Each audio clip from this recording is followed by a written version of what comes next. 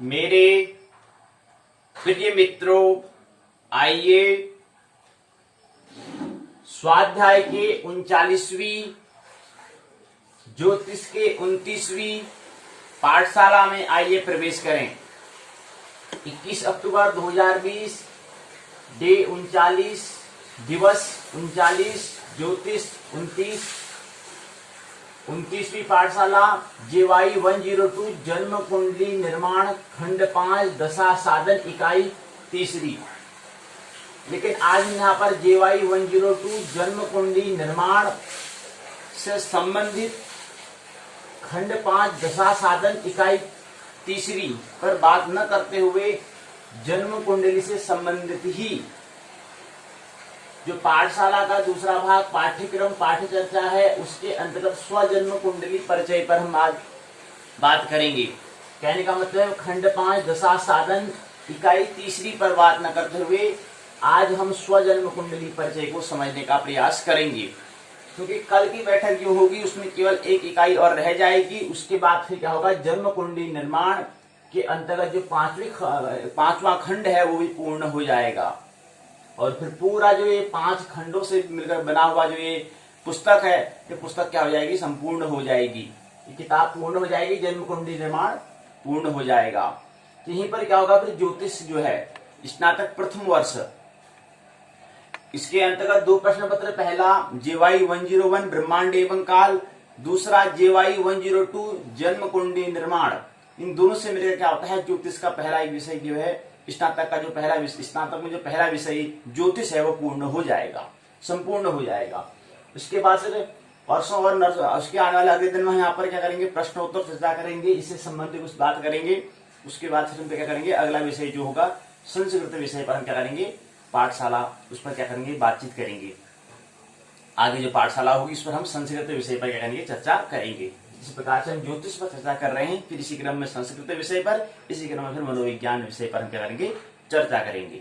और ये संस्कृत हम जो बात कह रहे हैं, मनोविज्ञान कह रहे हैं, यही विषय पर क्यों कर रहे हैं, क्योंकि स्नातक उत्तराखंड मुक्त विश्वविद्यालय हल्द्वानी जो है तथा विश्वविद्यालय जो है उसके पाठ्यक्रम के तहत उन विषयों पर है। क्योंकि स्नातक में 3 विषय होने चाहिए। 3 विषय कौन कौन से हैं, संस्कृत हो गया, मनोविज्ञान हो गया और ज्योतिष हो गया। ये 3 विषय के मिलकर क्या बनता है, स्नातक में 3 विषय हमें लेने होते हैं, तब जाके स्नातक क्या होता है।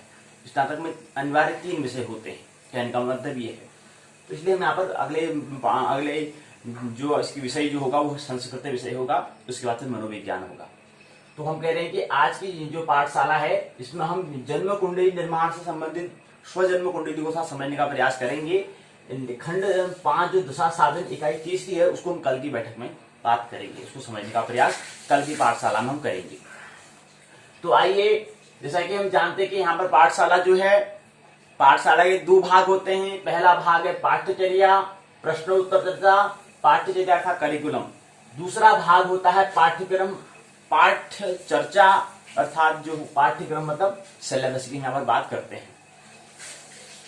पाठ्यचर्या जो है अंग्रेजी में इसको करिकुलम कहते हैं, पाठ्यक्रम को सिलेबस कहते हैं अंग्रेजी में, आंग्ल भाषा में, इसलिए हम इसको कह रहे हैं। तो आइए आज की पाठशाला में प्रवेश करें, आज की पाठशाला का भाग 1 में प्रवेश करें। तो पाठशाला का जो भाग 1 है उसके भी यहाँ पर हम जो पाठ्यचर्या भाग 1 के अंतर्गत भी हम 2 चरणों पर बात हम करेंगे। 2 चरण कौन से होंगे, पहला चरण होगा कि कुछ बीजेपी संस्था कार्यालय का समय सारणी के बारे में, तथा गृहस्थ आश्रम में कैसी दिनचर्या या ब्रह्मचर्या होनी चाहिए।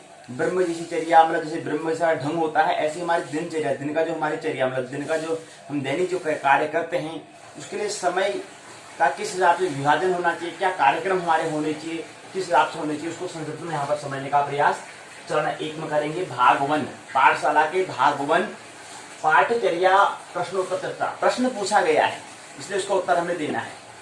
प्रश्न पूछा था कि अगर कार्यालय है उसमें समय सारणी क्या होनी चाहिए, और जो कोई गृहस्थ आश्रम में प्रवेश करता है तो उसका क्या समय होना चाहिए, क्या उसका कार्यक्रम होने चाहिए, किस प्रकार से उसको जीवन जीना चाहिए। गृहस्थ आश्रम में जब प्रवेश कर चुका है तो वहां पर उसको क्या उसका कार्यक्रम, उसका क्या टाइम टेबल होना चाहिए। इस पर कुछ प्रश्न पूछे गए हैं, प्रश्न पूछा गया था तो उसका उत्तर यहाँ पर देने का प्रयास आज की पाठशाला के भाग 1 पाठ्यचर्या पर देंगे, उसको समझने का यहाँ पर प्रयास करेंगे।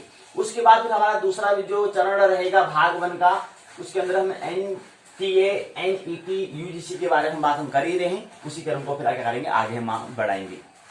तो आइए, तो भाग 1 जो है उसको भाग 1 के अंतर्गत पाठशाला का भाग एक जो है उसके अंतर्गत पहला चरण जो है, आइए उसको समझते हैं। पहला चरण पर जो हम बात कर रहे हैं उस पर किस पर बात कर रहे हैं कि बीजेपी संस्था कार्यालय समय सारणी, टाइम टेबल के बारे में, अर्थात हमें जो काम कर रहे हैं उसके लिए हमारे क्या कार्यक्रम होने चाहिए उसके बारे में। और साथ ही साथ यहाँ पर जो यहाँ पर पहला चरण कह रहे हैं इसके अंतर्गत भी 2 बिंदु हैं, लेकिन दोनों एक दूसरे मेल खा लेते हैं, इसलिए एक ही चरण में इसको हमने रखा है।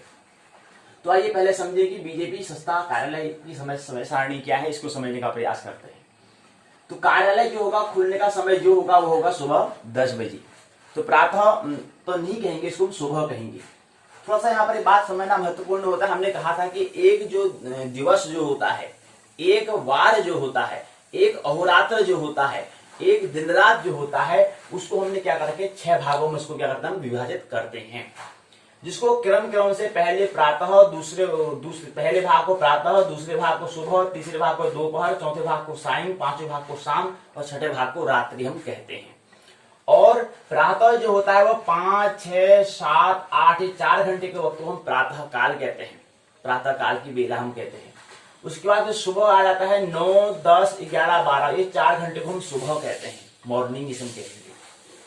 उसके बाद फिर दोपहर 1, 2, 3, 4, अर्थात जो 12 घंटे की जो घड़ी देगा उस हिसाब से जो समय की गणना करेगा, उसके लिए फिर यहाँ पर क्या हो जाएगा 1, 2, 3, 4 क्या हो जाएगा, यहाँ पर ये दोपहर हो जाएगा। यहाँ पर थोड़ा सा ध्यान देना है कि यहाँ पर फिर AM और PM का विषय ध्यान देना होता है, क्योंकि 12 घंटे की घड़ी से हम यहाँ पर बात कर रहे हैं, तो यहाँ पर एक PM बन जाएगा। क्या होता है, एक होता है पूर्वाह्न, एक होता है अपराह्न। पूर्वाह्न मतलब होता है सुबह का समय हम बात करते हैं, जब सूर्योदय होगा तो पूर्वाह्न की हम बात करते हैं। जैसे ही उसके बाद दोपहर हो जाए, 12 के बाद जब बज जाते हैं उसको अपराह्न कहते हैं। तो पूर्वाह्न मतलब रात के 12 बजे के बाद होता है, और अपराह्न जो होता है दिन के 12 बजे के बाद होता है। ये लेकिन ये मानक समय है, ये क्या है, स्टैंडर्ड टाइम है। लेकिन जो ज्योतिष को समझने का प्रयास कर रहा है, वो मानक समय को वो पहले साइड रखे, पहले से यहाँ पर टाइम क्या होगा, लोकल टाइम होगा। क्योंकि सूक्ष्म हमें गणना करनी है, तो वहां पर हमें मानक समय से काम चलने वाला नहीं है, स्टैंडर्ड टाइम से काम चलने वाला नहीं है। क्योंकि स्टैंडर्ड हम जो कह रहे हैं वो मानक है, मतलब माना हुआ है, वो एक्चुअल में है नहीं। ये बहुत महत्वपूर्ण बात है। वो केवल हमें अपने दैनिक कार्य को करना, जो हमें कर रहा है उसको समझने के लिए हमने मान रखा है समय। घड़ियों में हमने फिट कर दिया है, वो एक घड़ी में वही दिखाएगा, दूसरी घड़ी में वही दिखाएगा। और घड़ी क्या है, एक साधन है, एक उपकरण है। और वास्तव घड़ी में किस समय किसको दिखा रहा है, एक्चुअल किसकी ओर संकेत मिल रहा है, किसके लिए हमें सिग्नल यहां से इशारा मिल रहे हैं, वो समझना महत्वपूर्ण होता है। इसलिए ज्योतिष क्या है, अनिवार्य जगत की ओर प्रवेश, अर्थात भविष्य की तलाश। अनिवार्य जो है, जो अनिवार्य जगत है उस पर तो फिर कोई परिवर्तन नहीं होता है।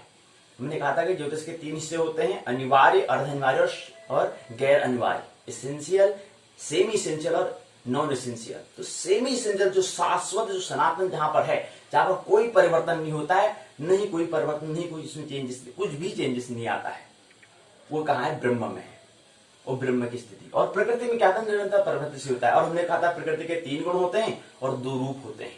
तो हमने बात पहले कर रखी है, लेकिन फिर भी वहां पर संक्षिप्त में उसको सिंगल कर दे रहे हैं ताकि समझ में आ जाए, स्मरण बात आ जाए। तो इसलिए हमने कहा कि यहाँ पर क्या है, ये क्या है, हम एक दिवस जो होता है, एक वार जो होता है, एक अहोरात्र जो होता है, उसको 6 भागों में बांटे हैं। तो हमने प्रातः कहा कि 5, 6, 7, 8 4 घंटे को प्रातःकाल ऐसे खंड हमने कर रखे हैं। एक दिन का, एक दिवस को हमने इसके 6 भाग हमने कर रहे हैं। तो 5, 6, 7, 8 को हम क्या कहेंगे, पूर्वाह्न हम कहेंगे। उसके बाद सुबह 9, 10, 11, 12 ये 4 घंटे को हम सुबह कहेंगे। फिर 1, 2, 3, 4 12 घंटे के हिसाब से हम ले रहे हैं। 24 घंटे के हिसाब से यहाँ पर 13, 14, 15 ऐसा हो जाएगा, 15, 16 हो जाएगा। लेकिन अधिकतर क्या है, आम जन लोग क्या करते हैं, 12 घड़ी वाला, जो 12 घंटे की जो घड़ी होती है उसका उपयोग करते हैं। इसलिए हम आप लोग हम बात कर रहे हैं। पहले आम बात समझ में आ जाए तब जाके फिर 24 घंटे वाले, तब जाके फिर जो वास्तविक जो समय उसको समझना हमारे लिए अनिवार्य होता है। जहां पर है वहीं से हमें प्रारंभ करना है। ऐसा नहीं कि वहां से छलांग अगर वहां से करेंगे तो वहां से बात समझ में आने वाले नहीं है। जहां पर हमारी स्थिति है वहीं से हम क्या करेंगे, पहले प्रारंभ करेंगे। तो हम 12 घंटे से क्या करते हैं, समय की गणना करते हैं, इसलिए 12 घंटे की घड़ी के बारे में यहाँ पर बात कर रहे हैं। तो दोपहर हो गया 1, 2, 3, 4, इन 4 घंटे को, 4 घंटे का जो समय है इसको हम क्या कहते हैं, दोपहर कहते हैं। ये 3 भाग आ गए, इसको ये 12 घंटे हो गए, इसको हम क्या कहते हैं, दिन हम इसको कहेंगे। उसके बाद जो साइन आता है 5, 6, 7, 8, इसको हम साइन कहते हैं। उसके बाद ऐसे जो चौथा भाग है, 5वें भाग, एक दिन को जो हमने 5वां भाग जो बांटा है उसके अंतर्गत जो 4 घंटे आते हैं, 4 घंटा है 9, 10, 11, 12, ये 4 घंटे जो है क्या है, ये शाम को दिखाता है। और रात्रि 1, 2, 3, 4 ये रात्रि को दिखाता है, ये 4 घंटे। तो ये 12 घंटे, साइन, शाम, रात्रि ये 12 घंटे, प्रातः, सुबह और दोपहर ये 12 घंटे। ये 12 घंटे और ये 12 घंटे क्या दिखाता है, ये एक दिन को दिखाता है, एक रात को दिखाता है। लेकिन थोड़ा सा यहाँ पर परिवर्तन कर सकते हैं, कर लेते हैं, लेकिन एक्चुअल में यही होता है। एक्चुअल में देखो अब यहाँ पर प्रातःकाल है, दोपहर यहाँ पर हो रहा है, दिन और रात में। अब कौन किस हिसाब से ले रहा है, मैं कोई अगर मानव समय के हिसाब से ले रहा है तो ठीक है, लेकिन जो स्थानीय समय के हिसाब से ले रहा होगा तो उसके लिए यहाँ पर प्रारंभ कब से होगा, जब सूर्योदय होता है तब से दिन की शुरुआत करेगा, तब तो उसमें क्या जाएगा, थोड़ा भेद आ जाएगा, थोड़ा अंतर आ जाएगा। लेकिन हम लेते नहीं, हम तो प्रातःकाल कहते हैं कि सूर्योदय आने से पहले का जो वक्त, उससे पहले जो 1-1.5 घंटे का जो 2-2.5 घड़ी का जो वक्त होता है उसको हम प्रातःकाल कहते हैं। और ठीक भी उसको हम उसी को लेकर हम चल रहे हैं यहाँ पर। तो प्रातः, सुबह, दोपहर, सायं, शाम, रात्रि हमने समझने का प्रयास किया। काल अर्थात टाइम के एक दिन को हमने 6 भागों में कैसे बांटा है। 12 घंटे, 12 घंटे से क्या बनता है, एक दिवस बन जाता है, एक अहोरात्र बनता है, एक वार बनता है, वो कितना बनता है, 24 घंटा। ये 24 घंटे किसके हिसाब से, पृथ्वी के घूर्णन गति के हिसाब से। पृथ्वी के जो बनावर्तन पूरा कर रही है अपने कील पर, अपने अक्ष पर क्या कर रही है, घूर्णन कर जो कर रही है, उसमें वक्त कितना लग रहा है, 23 घंटे 56 मिनट 4 सेकंड का वक्त लगता है। किसी से हमने क्या रखा है, 24 घंटे का यहाँ पर गणना का हिसाब हमने कर रखा है। तो ये हमने समय की हमने यहाँ पर बात की थी। तो हमने कहा कि अब आइए हम अपने बिंदु पर आते हैं। कार्यालय, बीजेपी संस्था कार्यालय समय सारणी हमें उसके ऊपर हम बात कर रहे हैं। तो हमने कहा कि कार्यालय खुलने का समय कितने बजे होगा। बीजेपी जो कार्यालय है उसको खुलने का जो समय है वो है 10 बजे, सुबह 10 बजे की हम बात कर रहे हैं। सुबह 10 बजे क्या होगा, कार्यालय खुलेगा। और बंद करने का समय क्या है, सायं 6 बजे क्या होगा, कार्यालय बंद हो जाएगा। जहां पर कार्य मतलब होता है कार्यधन आलय, कार्य करने का जहां पर आलय हो, घर हो, उसको हम कार्यालय कहते हैं। दफ्तर उसको हम कह सकते हैं, अलग अलग नाम है, लेकिन कार्यालय शब्द उपयुक्त लगा कि कार्यधन आलय, जहां पर कार्य करने का घर हो, जहां पर काम करते हो, वो क्या है, कार्यालय है। ये सायं 6 बजे क्या हो जाएगा, बंद हो जाएगा। उसके बाद है ये 8 घंटे का कार्यक्रम होगा। बीजेपी मतलब भूमंच ज्योतिष पाठशाला, भूमंच ज्योतिष पाठशाला संस्था जो है उसके अंतर्गत क्या होंगे, 8 घंटे का कार्यक्रम होगा। 8 घंटे का कार्यक्रम कैसे है इसको समझते हैं। सबसे पहले होगा पहला जो है, दूसरा, तीसरा, चौथा, 5वां, 6वां, 7वां, ये 8 घंटे का कार्यक्रम इसको 7 चरणों में इसको हमने बांट रखा है। पहला चरण होगा कार्यालय में आने का समय 10 से 10:30 बजे का वक्त दिया है कि सुबह 10 से 10:30 बजे तक आने का समय है वहां पर। तो ये आधे घंटे यहां पर हो गया। उसके बाद दूसरा पहला चरण हो गया कार्यालय में आने का समय 10 से 10:30 अर्थात आधे घंटे का।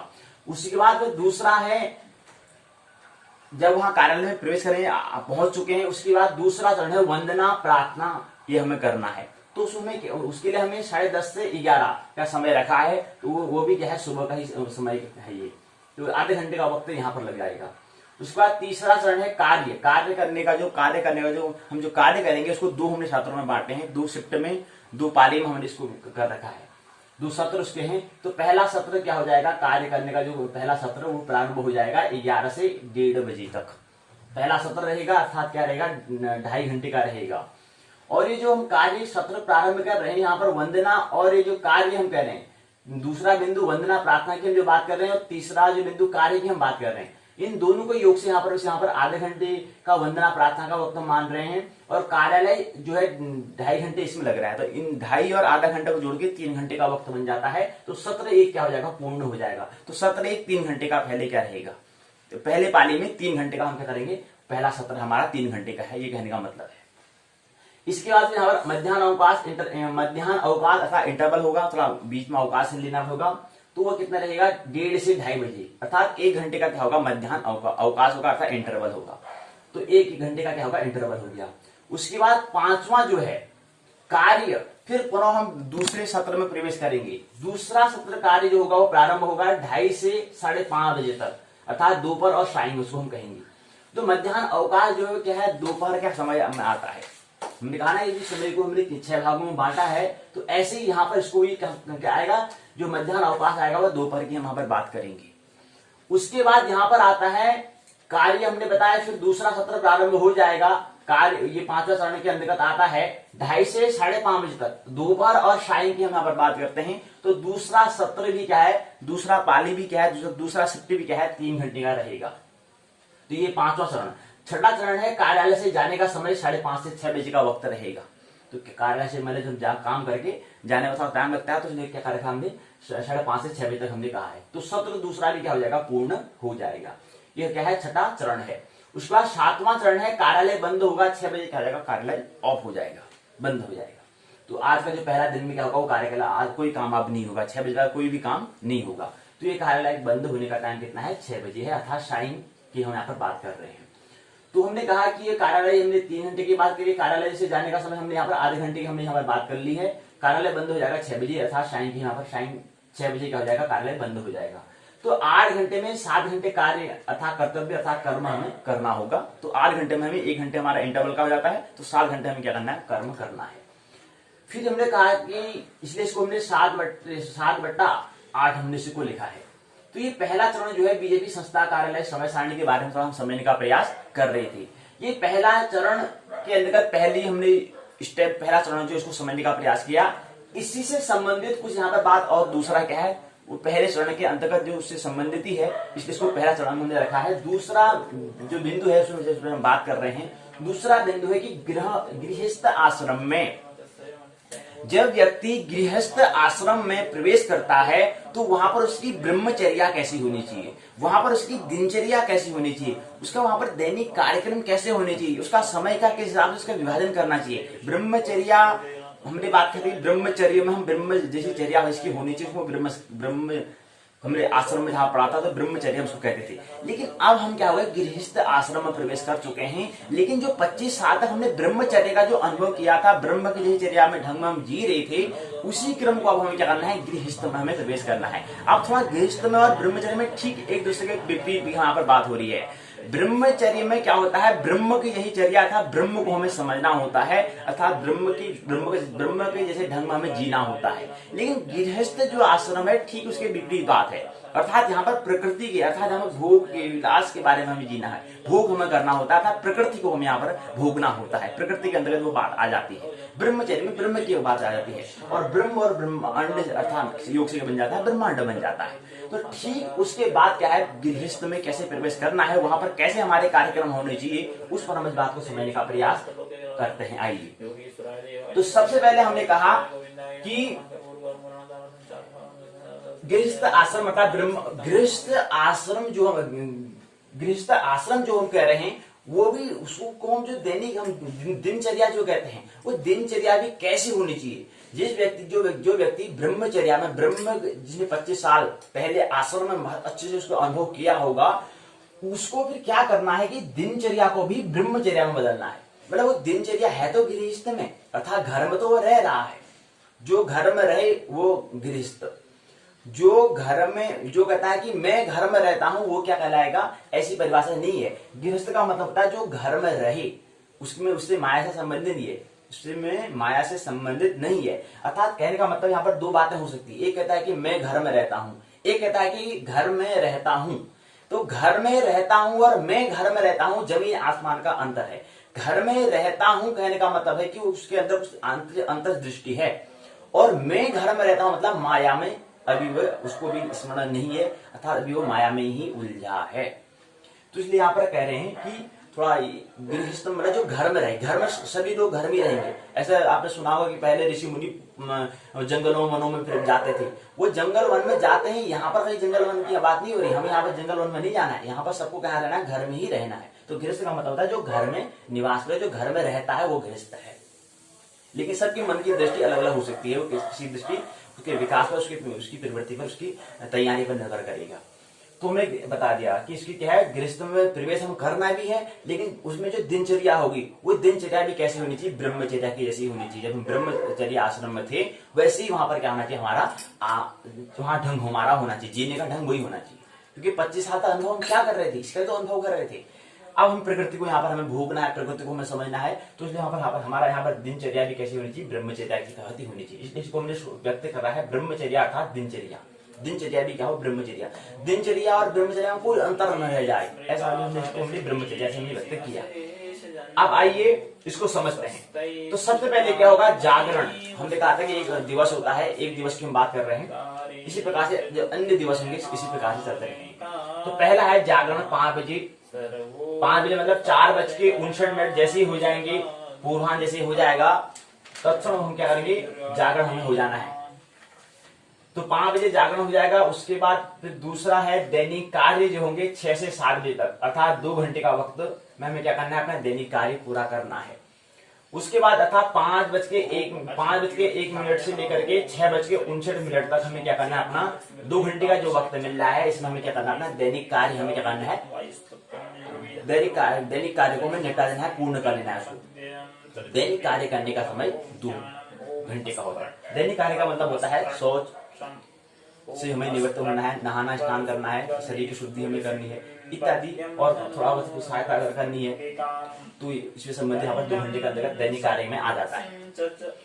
तो 2 घंटे का वक्त है ये, 5:01 से 6:59 तक, ये अर्थात 2 घंटे का वक्त है। 6 से 7, 6 और 7 2 घंटे, 6 और 7 2 की बात होता है, तो 2 घंटे के यहाँ पर हो गया। उसके बाद फिर क्या है, नई पीढ़ी। नई पीढ़ी से क्या करनी है, फिर मुलाकात करनी है, वो होगा वो समय रहेगा 7 से 8 अर्थात 1 घंटे का। यानी कि 1 घंटे का वक्त जो है नई पीढ़ी से क्या करना है, संवाद करना है, उनसे मिलना है, वो समझना है। और यहाँ पर नई पीढ़ी मतलब क्या है, नई पीढ़ी का मतलब है जो गृहस्थ में प्रवेश कर रहा होगा, तो वहां पर क्या होंगे, बच्चे होंगे, तो बच्चों के साथ मुलाकात करनी है। नई पीढ़ी है, उससे क्या करनी है, भेंट घाट हमें करनी है। तो नई पीढ़ी मतलब क्या है, जो बच्चे हैं उनसे बात हम कर रहे हैं। घर में क्या है, परिवार मतलब गृहस्थ में क्या होता है, परिवार होता है, तो परिवार में होंगे, बच्चे होंगे, छोटे बड़े होंगे। छोटों से क्या करना है, अर्थात उनसे हमें क्या करना है, नई पीढ़ी से संवाद करना है, उनको समझना है। उनके लिए जो समय का वक्त है वो क्या है, 1 घंटे का वक्त है, 7:01 से 8 बजे तक। ये क्या है, नई पीढ़ी के लिए समय देना है। उसके बाद फिर प्रौढ़ पीढ़ी 8 से 9 1 घंटे का क्या है, प्रौढ़ पीढ़ी को भी वक्त देना है, अर्थात जो बुजुर्ग होते हैं उनसे भी क्या करना है, उनसे भी भेंट घाट करनी है, उनसे यहाँ पे मुलाकात करनी, उनका अनुभव भी हमें लेना है। हमें नई न्यू जनरेशन का भी और प्रौढ़ ओल्ड जनरेशन दोनों का हमें सहयोग हमें लेना है। उससे क्या करना है, जो मध्य जो मिड जो जनरेशन है उसको क्या करना है, उसको मिड को जो जनरेशन है उसको क्या करना है, मजबूत हमें बनाना है। वो मजबूत कैसे बनेगा, जब नई जनरेशन और प्रौढ़ जनरेशन जो है, ओल्ड जनरेशन और न्यू जनरेशन दोनों का क्या होगा, दोनों का मेल होगा, दोनों का सहायता से हम मिड जो जनरेशन है उसको मजबूत बना सकते हैं। लेकिन जब दोनों का क्या होगा, सहयोग होगा, जब दोनों का क्या होगा, मित्रता होगी, तभी हो सकता है मिड जनरेशन मजबूत तभी होगी जब क्या होगा, जो ओल्ड जनरेशन और जो न्यू जनरेशन है उसके साथ क्या हो, मित्रता हो, फ्रेंडशिप हो, तभी जाके वो क्या है, मिड जनरेशन जो है, मध्य जनरेशन जो है, जो हम बात कर रहे हैं, मध्य जो पीढ़ी है वो क्या होगा, मजबूत हो जाएगी। तो ये हमने बताया कि प्रौढ़ पीढ़ी क्या है, उसके लिए हमें उससे कुछ अनुभव प्राप्त करने हैं, तो उसके लिए हमें 1 घंटे का वक्त है, वो है 1 घंटे का मतलब 8 से 9 बजे तक, 1 घंटे अर्थात 8:01 से 9 बजे तक। ये क्या है, प्रौढ़ पीढ़ी से हमें कुछ अनुभव लेना है। उसके बाद फिर आती है मध्य पीढ़ी। अब मध्य पीढ़ी के लिए भी हमें पहले हमें नई जनरेशन लेना है, क्योंकि अभी वर्तमान में क्या चल रहा है, पहले हमें नई पीढ़ी से पूछना है, छोटे बच्चों से पहले एक घर में क्या करनी, मुलाकात करनी है, उनका क्या आपका अनुभव अभी तक, तो पहले नई पीढ़ी से बोल दिया, फिर नई पीढ़ी से हमने कुछ बात हमें ले ली, हमने कुछ बात हमने सीख ली है, कुछ बात हमने समझ ली है, संकेत हमने कुछ ले लिए हैं, कुछ सूचना हमने, कुछ खबर हमने, कुछ सिग्नल के इशारे हमने ले लिए हैं। उसके बाद तत्क्षण हमें क्या करना है, प्रौढ़ पीढ़ी से मिलना है। प्रौढ़ पीढ़ी जो बड़े लोग हैं, बड़े बुजुर्ग, उन लोगों से मिलना है, उनसे हमने क्या कर ली, भेंट घाट कर ली, तो वहां से कुछ अनुभव हमने ले लिया। उसके बाद उन अनुभव को लेने के बाद क्या करना है, मध्यम जो मिड जो जनरेशन है उसके साथ में क्या करना है, उन दोनों का क्या करना है, सामंजस्य मिला करके उसका की प्रौढ़ जनरेशन और ओल्ड जनरेशन और जो न्यू जनरेशन है, इन दोनों के बीच में क्या अंतर है, इन दोनों में क्या परिवर्तन हो रहा है, क्योंकि जीवन क्या है, निरंतर परिवर्तनशील हो रहा है। तो पहली जनरेशन में और अब की जनरेशन में कितना अंतर हो चुका है, पहली पीढ़ी और अब की पीढ़ी में कितना अंतर हो चुका है, ये हमें क्या करना है, उसका क्या करना है, मूल्यांकन हमें करना है, आंकना है, उसका हमें क्या करना है, उसको अन्वेषण का हमें क्या करना है, परखना है उसमें कि हमें क्या परिवर्तन अब हमें करना चाहिए।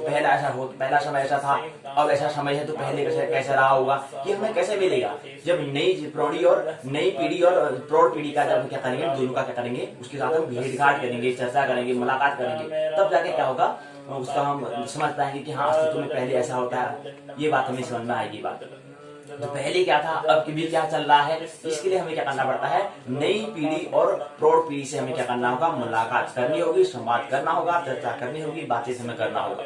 तो वो वक्त हमने बताया है कि नई पीढ़ी के लिए 7 से 8 1 घंटा, 7:01 से 8 बजे तक।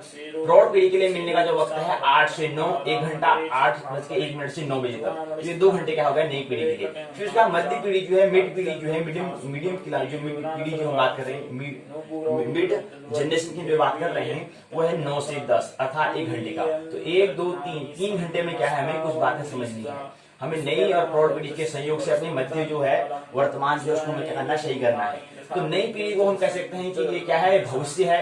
प्रौढ़ पीढ़ी को हम कह सकते हैं ये क्या है, अतीत है। और मध्य पीढ़ी को हम कह सकते हैं कि वर्तमान। तो हमें नई पीढ़ी अर्थात भविष्य के बारे में, प्रौढ़ पीढ़ी अर्थात अतीत के बारे में, उस अतीत और नई पीढ़ी रूपी जो भविष्य है, प्रौढ़ पीढ़ी रूपी जो अतीत है, उन दोनों की नई पीढ़ी और प्रौढ़ पीढ़ी, नई पीढ़ी मतलब भविष्य, प्रौढ़ पीढ़ी मतलब अतीत के संयोग से हमें क्या करना है, मध्य पीढ़ी अर्थात वर्तमान को हमें सुधारना है। उस समय को, वर्तमान को क्या करना है, अपना आनंद महोत्सव हमें बनाना है, उसमें हंसते हुए खिलते हुए अपने जीवन हमें जीना है, एक अभिनय हमें, कलाकार हमें बनना है।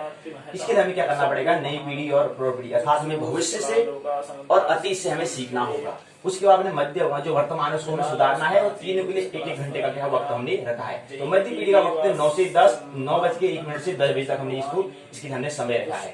उसके बाद फिर आता है कार्यालय का समय हो जाएगा, क्योंकि जो गृहस्थ में प्रवेश करेगा कुछ न कुछ तो काम करेगा, तो उसका भी कार्यालय का समय रखा है। तो 10 से 6 बजे तक क्या रहेगा, 8 घंटे के लिए क्या रहेगा, वो कार्यालय में काम करेगा। 8 घंटे कार्यालय का वक्त है, तो इसलिए हमने कार्यालय का वक्त रख दिया है यहाँ पर 10 बजे से 6 बजे तक 8 घंटे का कार्यालय का वक्त होता है। तो यहाँ पर 10:01 से 6 बजे तक ये क्या है, कार्यालय का समय है। उसके बाद फिर आज जब कार्यालय जाता है, तो कार्यालय आते समय क्या है, मित्र लोगों से भी मिलना है, अपने जो मध्य पीढ़ी के लोग जो है, साथी हैं, उनसे भी मिलना है। तो उसके लिए मित्र मिलन का जो वक्त है वो 6 से 7 बजे अर्थात 1 घंटे का है। 6:01 से 7 बजे तक ये क्या है, मित्र मिलन। अब जो साथी हैं उनसे भी क्या है, मुलाकात करनी है।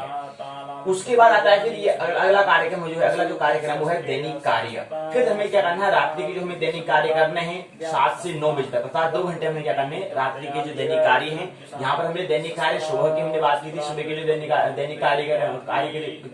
सुबह के जो दैनिक कार्य है वो 2 घंटे में हमें 6 से 7 में 6 और 7 2 घंटे में हमें पूर्ण करना है। वैसे ही दैनिक कार्य जो रात्रि के हैं 8 से 9, 8 और 9 जो है, मतलब 7:01 से 9 बजे तक दैनिक कार्य जो है 8 और 9 जो 2 घंटे हैं, इन 2 घंटे में क्या करना, अपने रात्रि के दैनिक कार्य हमें पूर्ण कर लेने हैं। उसके बाद फिर क्या है, मध्य पीढ़ी से फिर पुनः मुलाकात करनी है कि अपना वर्तमान जीवन है। मध्य पीढ़ी मतलब होता है पति पत्नी का आपस में संवाद होना चाहिए, उनसे उनका कम्युनिकेशन होना चाहिए, उनसे क्या होना चाहिए, आपस में मिलना चाहिए। मिलते ही नहीं है तो मिलना चाहिए, क्योंकि अभी अब गृहस्थ में प्रवेश कर रहे हो, फिर आगे वानप्रस्थ में प्रवेश करना है, फिर संन्यास में प्रवेश करना है, अभी भेंटघाट अभी करनी है, अभी अनुभव लेने हैं। स्त्री को पुरुष से लेना है, पुरुष को स्त्री से अनुभव लेना है, ताकि बाद में जो वानप्रस्थ में, फिर गृहस्थ में हम जब संन्यास में हम प्रवेश करेंगे, गृहस्थ में भी हम प्रवेश कर रहे हैं, तो गृहस्थ में हमें कुछ बातें समझनी है, उस प्रकृति को हमें समझना है। प्रकृति मतलब स्त्री का हम पुरुष से करें, पुरुष का स्त्री से करें, उसका मतलब क्या है, प्रकृति को हमें समझना है, प्रकृति को हमें समझो। अर्थात इसलिए हमें क्या करना पड़ेगा, बात करनी पड़ेगी, समझ देना पड़ेगा, कम्युनिकेट करना पड़ेगा, प्रश्न करना पड़ेगा, जानना पड़ेगा। पति को पत्नी को, पत्नी को पति को समझना होगा, तो समझने के लिए क्या हमें वक्त देना पड़ेगा, नहीं तो व्यस्त हो जाएंगे, बिजी हैं, किसी आप फोन में लगे हैं, बोले ऐसा नहीं, अब व्यस्त रहना है। तो कुछ क्या करना है, अर्थात प्रकृति को समझना है। तो प्रकृति को समझने के लिए फिर हमने क्या कहा, यहाँ पर मध्य पीढ़ी अर्थात वर्तमान को हम यहाँ पर बात कर रहे हैं। मूल बात है वर्तमान, अर्थात हम मध्य पीढ़ी अर्थात पति पत्नी का हम संवाद की हम बात कर सकते हैं। तो उन्हें आपस में मिलना है, वो मध्य पीढ़ी के लिए वक्त फिर हमने क्या है 9 से 12 बजे तक हमने रखा है, 3 घंटे का वक्त फिर हमने यहाँ पर रखा है। 9:01 से 12 बजे तक क्या है, मध्य पीढ़ी से क्या करनी, मुलाकात करनी। विवाह हो चुका है, आप पति पत्नी बन चुके हैं, तो पति और पत्नी श्रीमान और श्रीमती, श्रीमान और श्रीमती बन चुके हैं। आगे उनका नाम से आगे श्रीमान लग जाता है, और पति का जो पति है, जो पुरुष है, उसके आगे से श्रीमान लग जाता है, और पत्नी उसके आगे से श्रीमती लग जाता है। श्रीमान और श्रीमती का मतलब क्या होता है, श्रीमान और श्रीमती तो छोड़ो, पहले श्री क्या होता है पहले ये तो समझो, तब जाके आप श्रीमान और श्रीमती आपको समझ में आएगा। पहले श्री क्या होता है ये समझो। तो श्रीमान जैसे विवाह हो चुका है, ऐसे ही खाली ये सामाजिक व्यवस्था में नहीं उलझना है, प्रेम को, ध्यान को, भक्ति को हमें प्राप्त करना है। तब जाके जो वानप्रस्थ जब हम प्रवेश करेंगे वानप्रस्थ आश्रम में, तो वहां पर हमारी तैयारी रहेगी, तो कुछ और वहां पर समय लगेगा। तो अपने आप को क्या है, साधना है, क्षण क्षण अपने क्या करना है, आपको साधना है, परिवर्तन में करना है। तो नई पीढ़ी मध्य पीढ़ी की हम जब बात करें तो 3 घंटे का वक्त है, 9 से 12। प्रकृति को कैसे भोगना है, भोग के अंदर आप संभोग और भोग मतलब, और जो प्रकृति के अंदर वस्तु कार हार सब लेनी है, ये सब मध्य पीढ़ी को करनी है, चर्चा करनी है। 3 घंटे के अंतर्गत ये चर्चाएं होती है। तो कैसे हमें क्या करना, भोग के बारे में, प्रकृति को कैसे जानना है, ये सब बातें क्या है 3 घंटे 9 से 12, 3 घंटे का जो वक्त है ये यहाँ पर दिया हुआ है। इसके बाद फिर क्या हो जाएगा, फिर 12 बज जाएंगे, तो 12 बजे बाद फिर 12 विश्राम, 1 बजे से 5 बजे तक। 12 मतलब 12:01 से लेकर, मतलब विश्राम क्या है 1 बजे। 1 बजे मतलब क्या होता है, थोड़ा समय को देखना भी सीखें। 1 मतलब क्या है, जैसे हम 6 बज गया, मतलब 6 मतलब जब सुई क्या है 6 में, छोटी वाली सुई 6 में, बड़ी वाली सुई 12 में, तो क्या होगा 6 का पीरियड पूरा हो चुका है। अगर हम घड़ी में देखते हैं कि अगर देखें कि अगर छोटी वाली सुई क्या है 6 में है, बड़ी वाली सुई क्या है 12 में है, तो इसका मतलब क्या है 6 पूरा हो चुका है। लेकिन जैसे ही छोटी वाली सुई 6 में है, बड़ी वाली सुई 1 में चलेगी, 1 में अर्थात 5, इसको 5 मिनट कहते हैं, तो 6:05 मतलब क्या हो गया, 7 बजना शुरू हो चुका है। तो 7वां समय 7 बज गया, शुरू हम करेंगे, 7 बजना शुरू हो गया है। ये हमारा दृष्टि होती है, घड़ी को कैसे देखते हैं ये भी महत्वपूर्ण होता है। तो जैसे ही 6 की कहानी पूरी हो चुकी है, जैसे ही 6:01 हुआ तो 7 बजना शुरू हो गया, ये हमें स्मरण रहना चाहिए। ऐसे ही हम कहते हैं कि 21 अक्टूबर 2020 कह रहे हैं, तो 21 अक्टूबर 2020 प्रारंभ हो चुका है, रात्रि से प्रारंभ हो चुका है, और ठीक आज रात को क्या हो जाएगा, पूर्ण हो जाएगा।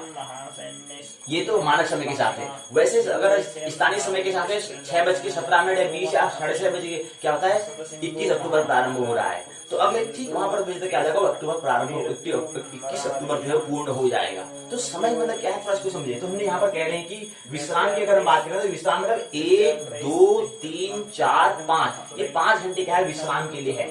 विश्राम हमें करना, शरीर को आराम हमें करना है, विश्राम, ताकि अगले दिन फिर हम अपना कर्तव्य दायित्व को निभा पाए, जो परमात्मा ने हमें सौंपा है उसको हम पूर्ण पूर्ण रूप से, पूरे लगन से, शिद्दत से निभा पाए उस दायित्व को। परमात्मा ने सभी को क्या है दायित्व, कर्तव्य दिया है, ड्यूटी दी है, करियर दिया है, तो अपने कर्तव्य को, दायित्व को निभाना है। कैसे निभाना है वो तो व्यक्ति पर निर्भर करेगा, लेकिन हमें कैसे निभाना है तो व्यक्ति चिंतन करें, मनन करें तो उसको समझ में आ जाएगा। तो इसलिए 5 घंटे हमें विश्राम मिले, 12:01 से लेकर के 5 बजे तक हमने क्या रखा है, ये 5 घंटे का जो वक्त है, 1, 2, 3, 4, 5, ये 5 घंटे क्या करना है, हमें विश्राम करना है।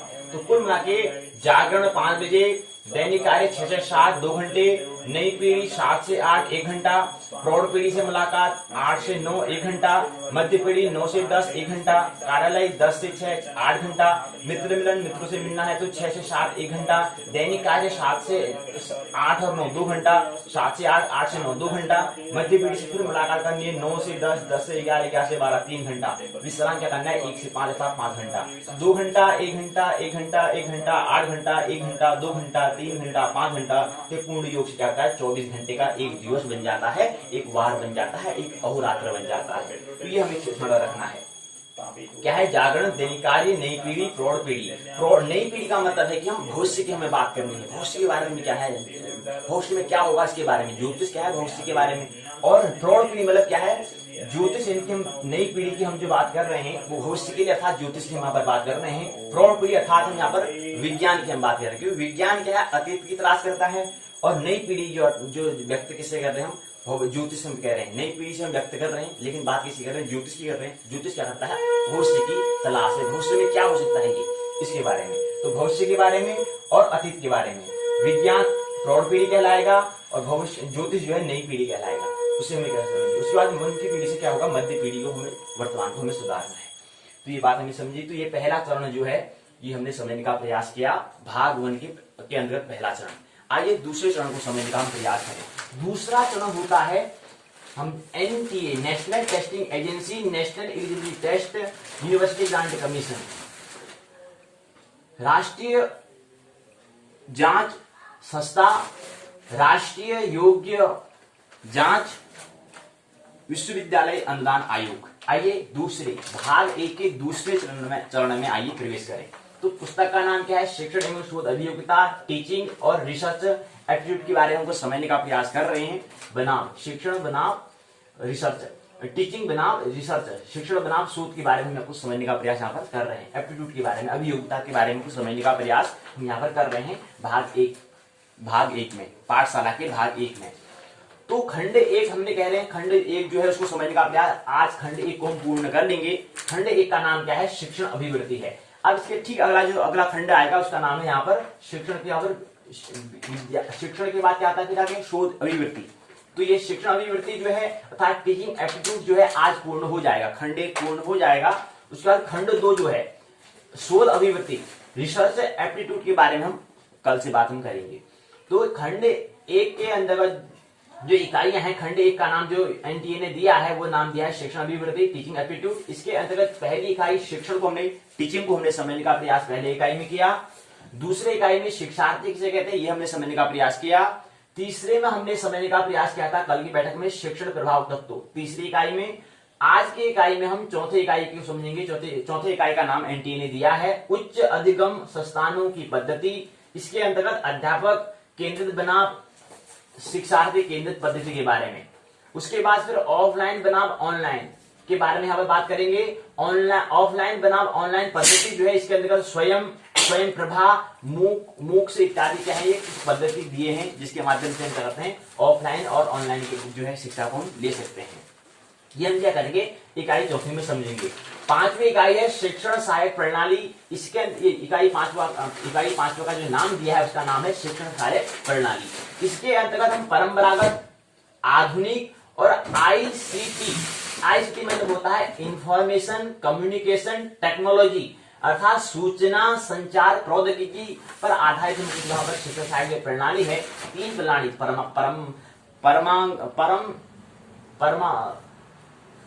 जो हमारा क्या है, एक तो होता है प्राचीन, एक प्राच्य होता है, पाश्चात्य होता है। तो प्राचीन और आधुनिक, नवीन, और एक इसके साथ साथ हमें क्या करना है, टेक्नोलॉजी का हमें सहयोग लेना है, प्रौद्योगिकी का हमें क्या करना है, सहयोग लेना है। तो परंपरागत, आधुनिक और आईटीसी मतलब सूचना संचार प्रौद्योगिकी का हमें सहयोग से हमें क्या करना है, इस शिक्षण सहायक प्रणाली को समझने का प्रयास हम 5वीं इकाई में करेंगे। फिर छठी इकाई है मूल्यांकन प्रणाली। कैसे हमें मूल्य का आंकलन करना है। मूल्य क्या है, एक कीमत होता है, एक प्राइस होती है, एक वैल्यू होता है। तो वैल्यू क्या है, मूल्य हम जहां पर बात करेंगे तो मूल्यांकन मतलब हम यहाँ पर मनुष्य की हम जहां पर बात करेंगे। जहां पर मूल्यांकन की हम बात करते हैं कहां पर, जहां पर मनोविज्ञान, जहां पर मनुष्य, जहां पर धर्म की जहां पर बात करते हैं वहां पर मूल्य की हम बात करते हैं। कीमत प्राइस की बात हम कहां पर करेंगे, प्रकृति की बात करेंगे। प्रकृति के, और हमने कहा था ब्रह्म और प्रकृति के मध्य में क्या है, मन है अर्थात मनोविज्ञान अर्थात शिक्षा है। तो इसलिए हम शिक्षा के लिए यहाँ पर मूल्य की हम बात करते हैं। तो मूल्य के लिए और कीमत के लिए, तो कीमत मतलब क्या है, वस्तु की बात करेंगे, और मूल्य जो है मतलब जो हम हमारे अंदर जो है हुनर कौशल है उसके लिए हम मूल्य का उपयोग करते हैं। तो यहाँ पर मूल्यांकन प्रणाली क्या है, इसको छठी इकाई का नाम मूल्यांकन प्रणाली दिया है। इसके अंतर्गत मूल्यांकन के तत्व और प्रकार के बारे में यहाँ पर समझने का हम प्रयास करेंगे। उसके साथ उच्च शिक्षा में विकल्प आधारित क्रेडिट प्रणाली में मूल्यांकन करना, मूल्यांकन पद्धति में नवाचार, ये हम यहाँ पर समझने का प्रयास छठी इकाई मूल्यांकन प्रणाली में समझने का प्रयास करेंगे। समझना क्या, आइए थोड़ा उसको समझ लेते हैं कि होता क्या है। अब ये बात तो क्या है, विश्वविद्यालय ने अपना क्या है पाठ्यक्रम में दिया है कि उच्च अधिगम संस्थानों की पद्धति। उच्च अधिगम, अधिगम मतलब सीखना, सीखना मतलब लर्निंग। लर्निंग किसे कहते हैं, लर्निंग क्या है, ये पहले आप समझें। लर्निंग किसे कहेंगे और मूल्यांकन किसे कहेंगे, ये हम समझने का पहले प्रयास करते हैं। तो मूल्यांकन, मूल्यों का आकलन करना वो कहलाता है मूल्यांकन। मूल्यों का आकलन, हिसाब किताब करना, पैसों का हिसाब किताब करना क्या हो जाएगा, कीमत का आकलन लगाना। जैसे हम पैसों का हम हिसाब किताब लगाते हैं, कितने पैसे कमाए, कितने रुपए गए, कितने रुपए खर्चे कमाए, ये हम जो आकलन लगाते हैं वो कीमत का आकलन लगाना होता है, मतलब वस्तु का आकलन लगाना होता है। मूल्य का आकलन हम कहेंगे जैसे अपने मनोवस्था, हमने क्या सीखा, मैंने क्या कुछ अनुभव किया, मैंने प्रेम किया, ध्यान किया, भक्ति किया, प्रार्थना किया, पूजा की, नहीं की, उसका आकलन क्या कहता है, मूल्यांकन कहलाता है। अब हालांकि अब मूल्यांकन व्यक्ति पर निर्भर करता है वो शब्द कौन सा शब्द उपयोग में ला रहा है। हम यहाँ पर मूल्यांकन शब्द क्या है, अंतस के लिए, कुछ संकेत के लिए हम यहाँ पर उपयोग कर रहे हैं, और कोई अन्य व्यक्ति मूल्यांकन शब्द का उपयोग करेगा तो उसकी दृष्टि के हिसाब से, उसकी मनोदृष्टि के, उसके एटीट्यूड के हिसाब से होगा। लेकिन हम अब यहाँ पर मूल्यांकन का हिसाब किससे कर रहे हैं, कुछ अपने अंतस में हम कुछ अनुभूति से हम यहाँ पर कर रहे हैं, फीलिंग से कुछ यहाँ पर व्यक्त कर रहे हैं। और जो हम यहाँ पर कीमत की जो बात करते हैं, जो सभी करते हैं, पैसे से कमाए, कितने पैसे खर्च करें, जो करते हैं वो कीमत की बात होती है, उसकी बात यहाँ पर हम करनी नहीं, क्योंकि हम शिक्षा की बात कर रहे हैं, शिक्षा में मूल्यांकन की आवश्यकता होती है। शिक्षा क्या है, एजुकेशन क्या है, ये तो हमने पहले समझ लिया है।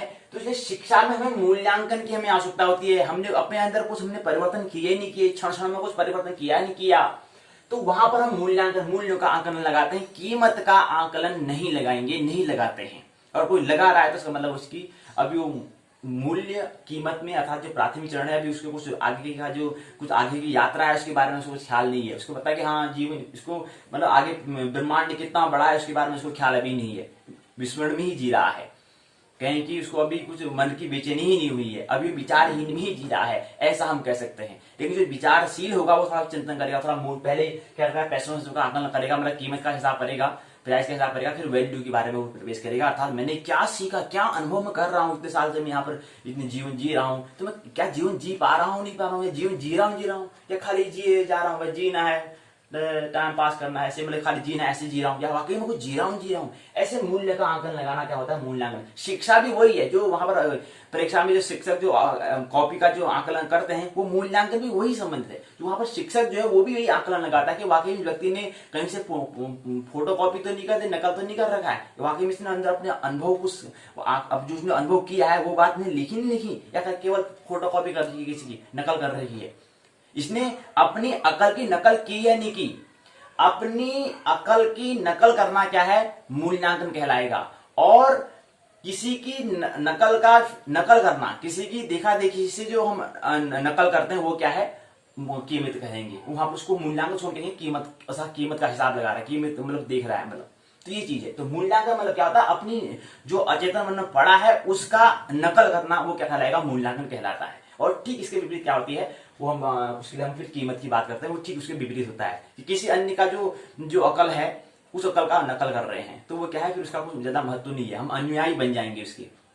अनुयायी नहीं बनना है, क्योंकि हमने बात की थी कि व्यक्ति क्या होता है, व्यक्ति क्या है, भिन्न भिन्न होता है। हम इसको शरीर के माध्यम से समझाता है कि हमारे हाथ कान अलग अलग हैं, तो हाथ का काम हाथ ही कर सकता है, पैर का काम पैर ही कर सकता है। इसलिए जो व्यक्ति है वही वो काम को वही कर सकता है। तो इसलिए दूसरे का अनुयायी बनना मतलब क्या, अपनी स्वतंत्रता, अपनी आत्मा को खो देना, अपनी आत्मा का विस्मरण कर देना होता है।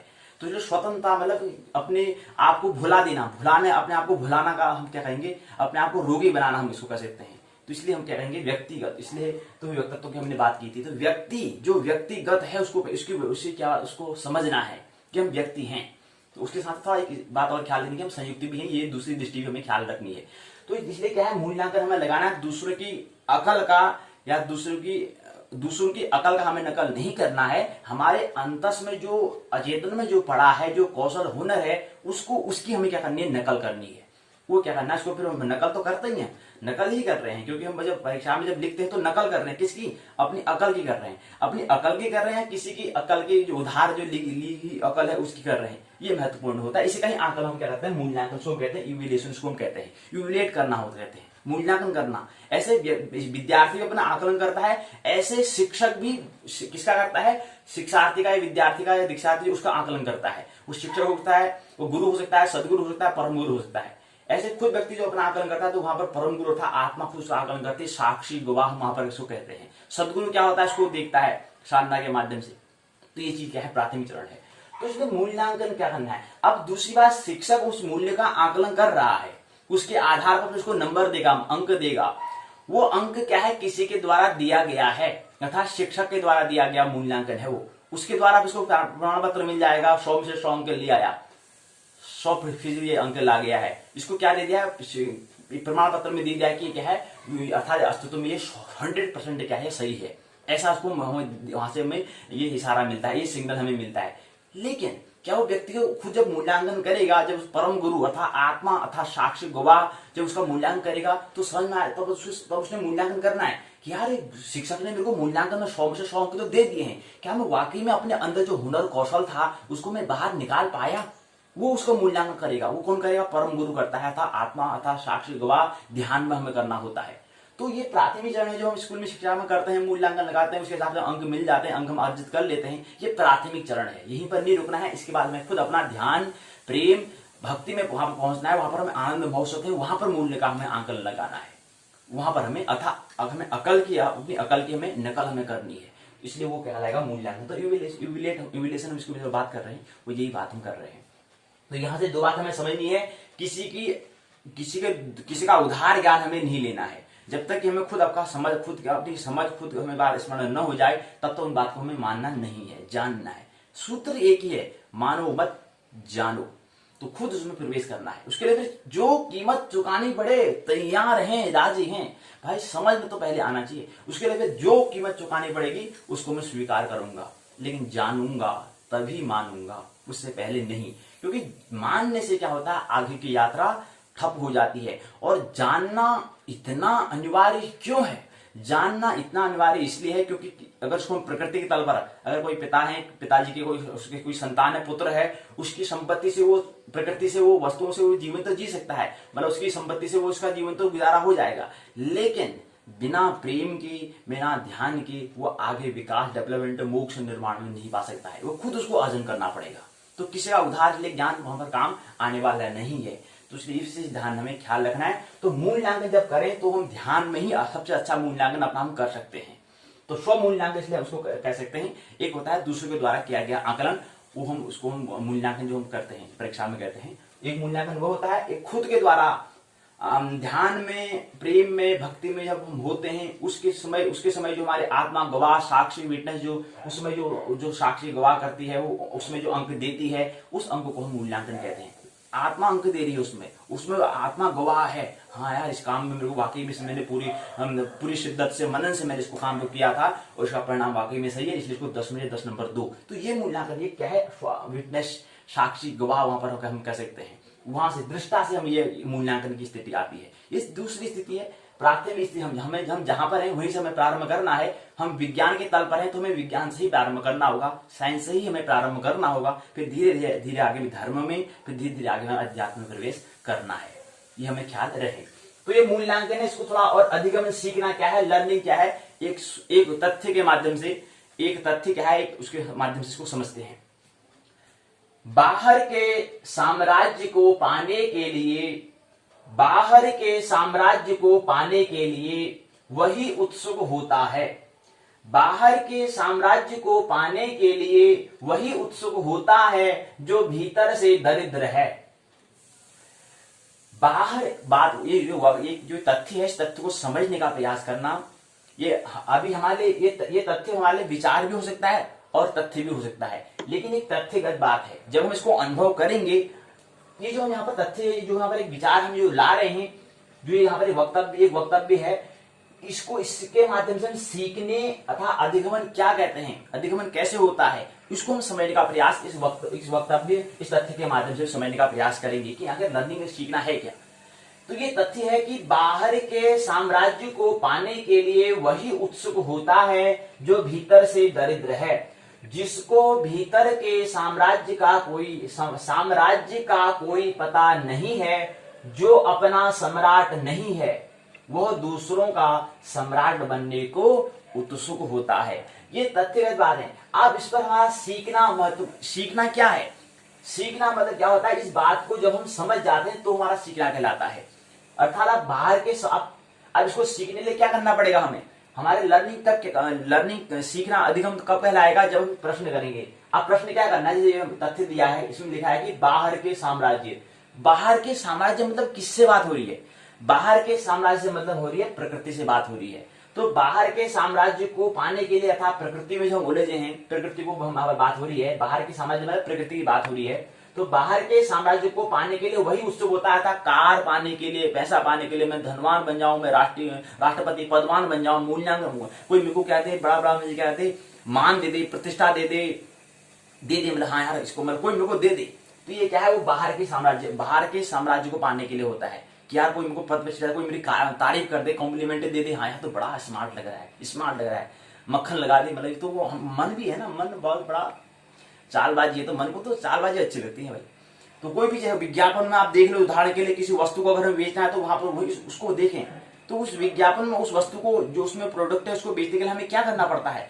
उदाहरण के लिए अगर हम कोलगेट भी लेते हैं, दंतन मंजनी लेते हैं, तो वहां पर हमें एक लड़की के धंसते हुए दांत दिखाना पड़ते हैं। तो वहां पर वो कोलगेट दंतन मंजन नहीं बिकता है, वहां पर जो लड़की है, जो भी स्त्री है, उसके दांत वहां पर बिक रहे होते हैं। तो ये क्या है? मन जो है चालबाजी है। तो मन के लिए जो वहां पर उद्योगपति हैं, जो विज्ञापन दाता है, वो बड़े इस बात को समझते हैं, बड़े मनोविज्ञानों का वो सहारा लेते हैं कि आदमी को कैसे चालबाजी में कैसे उसको उलझाएं। यही तो माया है। इस माया से तो हमें बाहर, यही भ्रम से हमें बाहर निकलना होता है। मतलब एक अंदर से दृष्टा बनते रहे, प्रकृति में जो घटनाएं हो उसको हम देखते रहे, बस देखने वाला मैं बनूं, दृष्टा कैसे बनूं? दृष्टा में बन जाऊंगा तब मेरे प्रकृति ज्यादा मेरे पर हावी नहीं होगी। तो ये क्या है कि बाहर के साम्राज्य मतलब प्रकृति की यहाँ पर बात करें तो बाहर के साम्राज्य मतलब पैसे को पाने के लिए यहाँ पर बात हो रही है, को पाने के लिए वही उत्सुक होता है दूसरों पर राज करना। जैसे कोई पति पत्नी है, पति कहता है कि हाँ ये चरणों की दासी, इसके ऊपर राज करो, लेकिन वो विस्मरण उसको याद नहीं है कि इसके अंदर उसके अंदर भी क्या है? आत्मा है। तो उसके आत्मा पर उसके राज कैसे कर सकता है? लेकिन वो पति उस पर राज करने का अगर प्रयास कर रहा है तो इसका मतलब क्या है? वो अभी बाहर के साम्राज्य को पाने में उत्सुक है। अब उसने प्रेम को, ध्यान को, भक्ति को नहीं समझा है, इसलिए वो अभी ऐसी घटना कर रहा है। लेकिन जब उसको प्रेम ध्यान का अनुभव हो जाता है तो ऐसी घटना नहीं करेगा। वो पत्नी पर राज नहीं करेगा या पत्नी पति पर राज नहीं करेगी। तो ऐसे फिर दूसरा बाहर के सम्राट होता है, कार हार पानी की हम बात करते हैं, तो वो हम उत्सुक क्यों होते हैं? वो हमारे प्रकृति, हमारे प्रारब्ध, हमारे रुचि के हिसाब से होता है, हमारे विकास के हिसाब से, हमारे डेवलपमेंट का जो हमारा स्तर है उसके हिसाब से हमारे यहाँ पर निर्भर होता है कि उस हिसाब से हम रुचि, उस हिसाब से हम इच्छा हम करते हैं, उस हिसाब से हम पानी की इच्छा हम करते हैं। और हमारे भूख पर, हमारे पिपासा, हमारे प्यास पर भी निर्भर करता है कि हमें क्या है भी। तो भूख इसकी लगी तो कार्य मिले भाई। तो बाहर के, लेकिन ख्याल क्या रहना है, पाठशाला जो है यहाँ पर हमने समझने का, पाठ्यचर्या को समझने का प्रयास कर रहे हैं, तो कुछ हमें अंतस के, हमें जो मतलब बाकी बाहर के साम्राज्य जो है, अगर जो भी हम बाहर के साम्राज्य को पाएंगे, मृत्यु जो है सभी को क्या कर देगी? धूल में मिला देगी। तो इसलिए कुछ ऐसा अंतस का हमें साम्राज्य को पाना है जो मृत्यु भी इसको ना भुला, न मिट्टी में मिला पाए, मृत्यु भी इसको मिट्टी में न मिला पाए। ऐसे कुछ अंतस का साम्राज्य को हम समझने का प्रयास इस तथ्य के माध्यम से समझ रहे हैं। और मुख्य उद्देश्य अधिगम, सीखना क्या है, इसको समझने का हम प्रयास कर रहे हैं। तो वही उत्सुक होता है जो भीतर से दरिद्र हो, अर्थात जिसने प्रेम न किया हो, ध्यान न किया हो, भक्ति, जिसने खुद का आत्मरमण नहीं किया हो, जिसने खुद का स्वाद नहीं लिया हो, वही व्यक्ति क्या करेगा? जो दरिद्र मतलब होता है कि वो अपने आप में जब उसको एकांत आता तो बड़ा घबराता है, उसको एकांत में रस का स्वाद जिसने नहीं लिया हो, ऐसा व्यक्ति जो एकांत में घबराता हो, एक अपने आप में आत्मरमण करने में घबराता हो, वो दरिद्र कहलाएगा।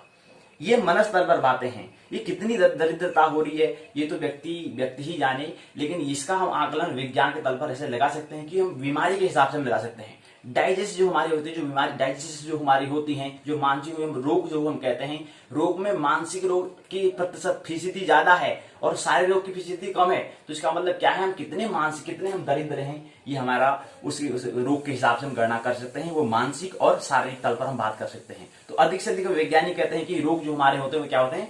शारीरिक न होकर मानसिक ज्यादा होते हैं। वो 70 से 80% क्या है? मानसिक रोग होते हैं। तो इससे मतलब क्या है? मानसिक दरिद्र है, अर्थात हमारी शिक्षा अच्छी नहीं है।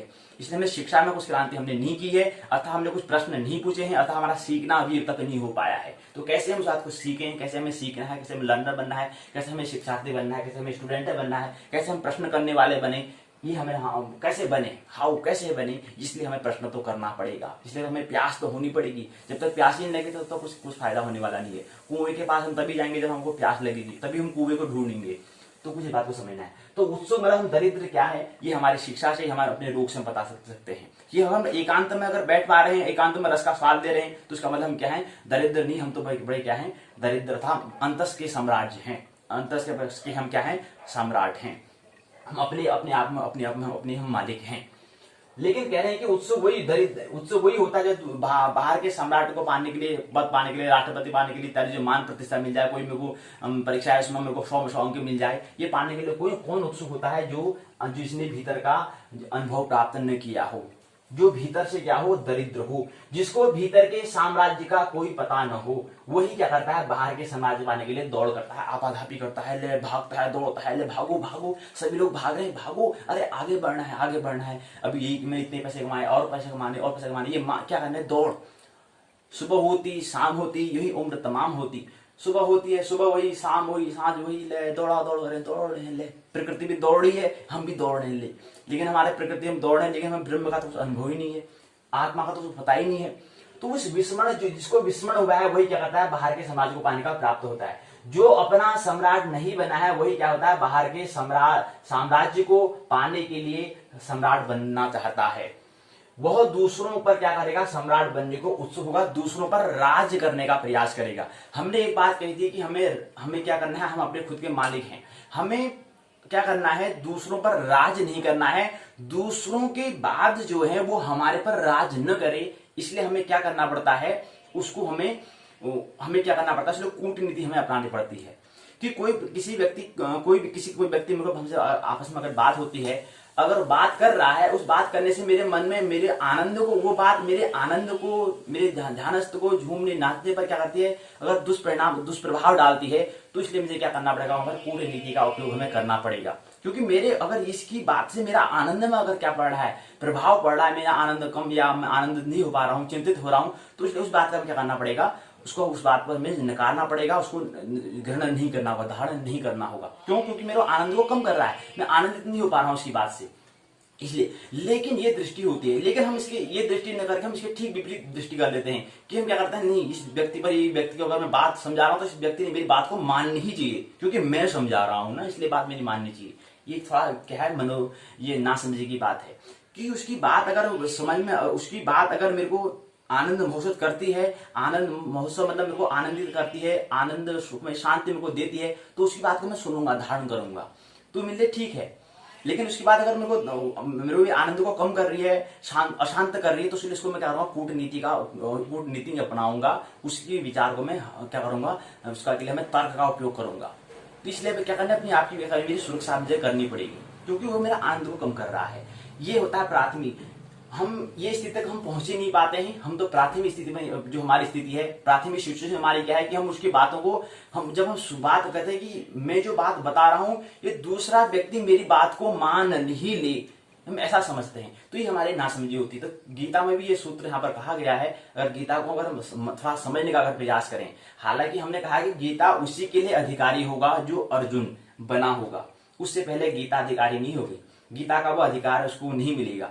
गीता को समझने के लिए अधिकारी वही है जो अर्जुन बन चुका है।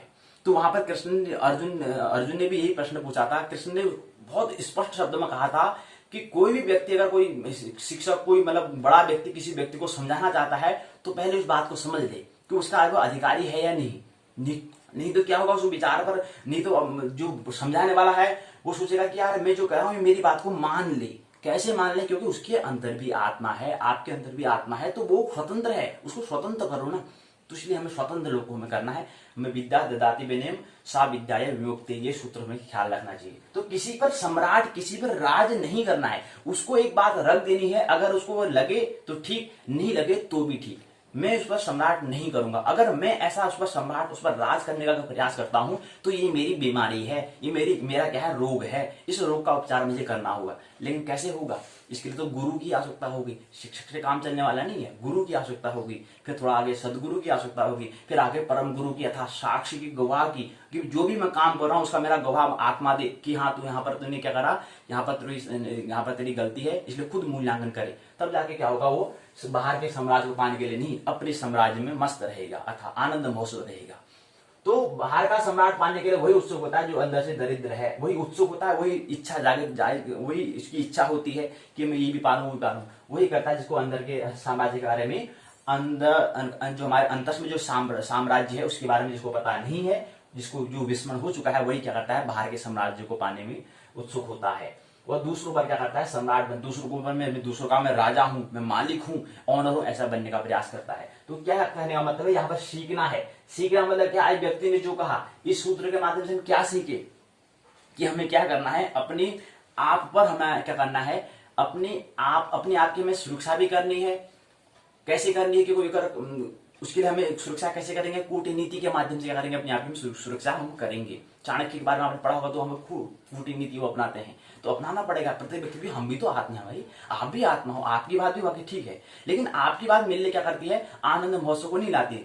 नहीं तो बात चर्चा हम तो कर ही इसलिए रहे थे कि हम आनंद महोत्सव हो जाएं, कुछ ड्रामा, कुछ नाटक हम करें, लेकिन तुम्हारी बात ऐसी करेगी, नाटक तो बन ही नहीं रहा है, अभिनय तो कुछ बन ही नहीं रहा है, मुस्कान तो कुछ चेहरे में आई नहीं रही, तुम तो उसको दबाने की चेष्टा कर रहे हो। तो इसका मतलब क्या है, तुम्हारी बात को मैं नकारूंगा, मैं तर्क दूंगा, तर्क करूंगा, प्रश्न करूंगा कि ऐसा नहीं होता, ऐसा नहीं होता है। तो इसलिए तो अर्जुन इतने प्रश्न करते हैं, इसलिए तो 700 श्लोक तक क्या जाती है, गीता जाती है, 18 अध्याय में जाते हैं। तो ये उसको वहां से संकेत मिलना चाहिए कि ये तो गीता बहुत जल्दी, हमारी चर्चा भी खत्म कब तक नहीं होती है, जब तक एक दूसरे की बातें हमें समझ में नहीं आती है। जब तर्क दो, एक दूसरा तर्क दे रहा है, एक दूसरा तर्क दे रहा है, तो इस तर्क में तर्क चलता रहता है, ताकि हम क्या करें, दोनों अपनी आत्माओं को समझ पाए, हाँ वाकई में ठीक है। और लास्ट में अंतिम जो हम अगर बात कर रहे हैं, उसका मुख्य अंतिम उद्देश्य क्या होता है कि हम दोनों हंसे, बड़ा आनंद लें, बाकी कुछ नहीं हो रहा है। यहाँ पर क्या हो रहा है, सत्संग हो रहा है, बड़ा कुछ नहीं, केवल क्या हो रहा है, ड्रामा हो रहा है, बस आनंद हंसे है, बस ये चीज होता है। लेकिन ये अंतिम परिणाम तो हम पहुंच ही नहीं पाते हैं, वहीं पर क्या कहते हैं, हमारी स्थिति वहीं पर, हमारी वो स्थिति कहाँ पर है, वो विकास को जब उपलब्ध होते हैं, वो हमारी स्थिति, हम कितने निपुण हैं, हम कितने माहिर हैं बात करने में, ये वो चर्चा पर ही निर्भर करता है। लेकिन कितना कौन व्यक्ति अपना मूल्यांकन कर पाता है, ये मूल्यांकन को यहाँ पर समझने का हमने प्रयास किया है। मुझे लगता है कि कुछ संकेत हमें यहाँ पर समझने, कुछ संकेत हमें जो है, संकेत जो हमें मिलने थे वो हमें मिल चुके हैं। तो आइए भाग 1 जो है, पाठ्यचर्या 1 जो है, वो पाठशाला का जो भाग 1 है वो पूर्ण होता है। आइए भाग 2 में प्रवेश करें। भाग 2 है काल। हमने स्वजन्म कुंडली से हमने परिचय के बारे में हमारी बात की है कि स्वजन्म कुंडली के बारे में हम क्या समझे। स्वजन्म कुंडली, यहाँ पर हमने कहा है जन्म कुंडली अर्थात लग्न कुंडली। यहाँ पर हमने 2 कुंडली यहाँ पर बनाई है, एक क्या है लग्न कुंडली अर्थात जन्म कुंडली है, एक क्या है चंद्र कुंडली है। ये क्या है, स्वजन्म कुंडली है। मतलब हमने कहा था कि क्या है, ज्योतिष क्या है, विज्ञान भी है, ज्योतिष अध्यात्म भी है, और मध्य में धर्म भी है। तो ज्योतिष को कैसे अध्यात्म बने, उसके लिए हमने यहाँ पर जन्म कुंडली निर्माण की हम बात कर रहे हैं, मतलब अन्य व्यक्तियों की जन्म कुंडलियों के बारे में, कैसे जन्म कुंडली निर्माण होती है उसके बारे में बात कर रहे हैं। यहाँ पर स्वजन्म कुंडली, क्योंकि अपना बोध पहले हमें होना है, तो चलिए हम क्या करते हैं, स्वजन्म कुंडली को हम समझने का प्रयास करते हैं। तो हमने कहा था कि क्या है, इसके अंतर्गत हमने लग्न कुंडली, जन्म कुंडली और चंद्र कुंडली हमने बताया था। हमने कहा था कि क्या ये जो जन्म कुंडली है अर्थात लग्न कुंडली से कहते हैं कि पहले भाव जो है, इसमें हमने 2 बात हमें समझनी होती है। अब हम ये मूल्यांकन, देखो यहाँ पर हमारा मूल्यांकन शब्द आया है, इवेल्यूएशन के बारे में आप बात कर रहे हैं कि कितना इवेल्यूएट हमें कर रहे हैं, मूल्यांकन हमें करना है, अपने मूल्य का हमें आकलन हमें करना है। तो मूल्य का आकलन करने के लिए हमने, हमारा विषय क्या था, JY 102 जन्म कुंडली निर्माण, हम ये बात हमने की थी। जन्म कुंडली का हमें निर्माण की हमें बात कर रहे थे। तो ऐसे ही यहाँ पर स्वजन्म कुंडली का हमें मूल्यांकन, हमें मूल्य का आकलन लगाना है, यहाँ पर उसको कुछ समझना है, उससे कुछ हमें परिचय होना है। तो हमने कहा कि ये क्या है, जन्मांग चक्र है। इस चक्र में पहला जो यहाँ पर ये जो पहला जो यहाँ पर हमने ये जो खाना है, जो ये कोष्ठ है, इस कोष्ठ को हम भाव कहते हैं, पहला भाव कहते हैं। अर्थात कहने का मतलब जो हमारे पूरे खांचे बने हैं, ये जो कोष्ठक बने हैं, इसको हम क्या कहते हैं, इन खानों को हम क्या कहते हैं, भाव कहते हैं। जो यहाँ पर हमने ये पहला जो ये खाना बना, इस खाने को हम पहला भाव, इसको दूसरा, इसको तीसरा, इसको चौथा, इसको 5वां, 6वां, 7वां, 8वां, 9वां, 10वां, 11वां और 12वां। तो एक हम जो बनाते हैं जन्मांग चक्र बनाते हैं, चक्र में कितने कमरे होते हैं, 12 कमरे होते हैं। तो पहले कमरे हैं, ये पहला क्या है, कमरा है। अब इसमें समझो कि इसमें कोई भी ग्रह, कोई भी राशि अभी कुछ नहीं बैठा, केवल एक क्या है, कमरा है। इस कमरे में क्या होता है, ये कमरा जो है एक पूरी हमने पहले इसकी बाउंड्री से बनाई है। ऐसे हमें अंतरिक्ष में क्या होता है कि जिसमें जन्म कोई व्यक्ति ले रहा होता है, उस समय अंतरिक्ष में क्या बनती है, क्योंकि पृथ्वी गोल है तो इसलिए वहां पर एक गोल में क्या बनता है, क्या बनता है, चक्र बनता है। उसी यहाँ पर वो चक्र जन्म के समय की हम बात कर रहे थे, जिसको हम जन्मांग चक्र कहते हैं। जन्म के समय जब व्यक्ति जन्म ले रहे, जब कोई व्यक्ति जन्म ले रहा था, कोई बच्चा जन्म ले रहा था, उस समय उस पृथ्वी के वहां पर अंतरिक्ष में जो चक्र बनना है, जो उसमें जो नक्षत्रों की स्थिति कैसी थी, चक्र बनना का मतलब है वो चक्र ही इसलिए क्यों है क्योंकि पृथ्वी जो कोई भी जो खगोलीय पिंड है वह गति करते हैं, कैसे में वर्तुल में गति करते हैं। तो इसलिए हमने चक्र, इसको हमने क्या कहा, चक्र हम इसलिए कह रहे हैं। आप होगी स्थिति वहां पर कैसे बनेगी, जो भी बनेगी चक्रों में बनेगी, क्योंकि पृथ्वी भी क्या है, गोल है, और कोई भी हम गति कर, जो भी अस्तित्व खगोलीय पिंड जो गति कर रहे हैं वो क्या कर रहे हैं, वर्तुल में गति कर रहे हैं, वृत्ति गति कर रहे हैं। तो इसलिए जो वो गति कर रहे होते तो यहाँ पर एक चक्र बनता है, उसी चक्र को हम समझने का प्रयास यहाँ पर जन्मांग चक्र में करते हैं। वो हम किस समय स्थिति करते हैं, जब कोई व्यक्ति जन्म ले रहा है, उसमें नक्षत्र किस प्रकार है, वहां पर ढंग किस ढंग में लगे हुए हैं, किस ढंग में है, किस स्थिति में है, किस दशा में है, ये हम समझने के लिए हमें क्या करना पड़ता है, जन्मांग चक्र करना पड़ता है। जन्म के समय की बात करें इसको जन्मांग हम चक्र कहते हैं। और चक्र क्यों कह रहे हैं, क्योंकि क्या है, पृथ्वी भी गोल है और उसके बाद जो खगोलीय पिंड है वो भी क्या है, वर्तुल में घूमते हैं, चक्र उसको हम कहते हैं, इसलिए हम उसको कुंडली कहते हैं। इसलिए हम क्या कहते हैं, इसको कुंडली कहते हैं। और कुंडली हम जन्म कुंडली की यहाँ पर बात कर रहे हैं। तो ये जन्म कुंडली हमने बता रहे हैं, यहाँ पर ये बनाया हुआ है, तो इसके 12 खाने होते हैं। तो ऐसे हमने क्या करा, क्योंकि 12 राशियां होते हैं, मतलब 12 तारों के ढेर होते हैं। राशि मतलब क्या होता है, ढेर की अमाउंट की यहाँ पर बात करते हैं। राशि मतलब अमाउंट, ढेर। तो ऐसे तारों का जो नक्षत्रों का जो ढेर है, हम दिखा था ना, एक जो राशि है उसमें कितने नक्षत्र आते हैं, 9 नक्षत्र आते हैं। मतलब 9 नक्षत्र कहने का मतलब है 9 चरण आते हैं। कितने आते हैं, 9 चरण आते हैं। नक्षत्र के चरण होते हैं ना, इसलिए। तो एक राशि में क्या होते हैं, 9 नक्षत्र के चरण आते हैं, 9 जन्माक्षर आते हैं, या 9 नक्षत्र के चरण आते हैं, या चरणाक्षर उसको हम कह सकते हैं। तो एक राशि में 9 चरणाक्षर आते हैं।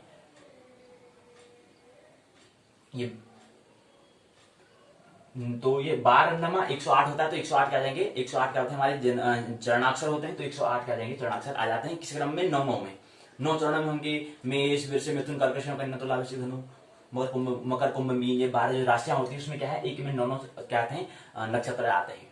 नक्षत्र मतलब क्या कहते हैं हम, राशि मतलब तारों के समूह को हम क्या कहते हैं, ढेर को क्या कहते हैं, हम कहते हैं नक्षत्रों के ढेर को हम क्या कहते हैं, राशि हम कहते हैं। कुल नक्षत्र ढेर कितने, उसमें 9 चरण आते हैं।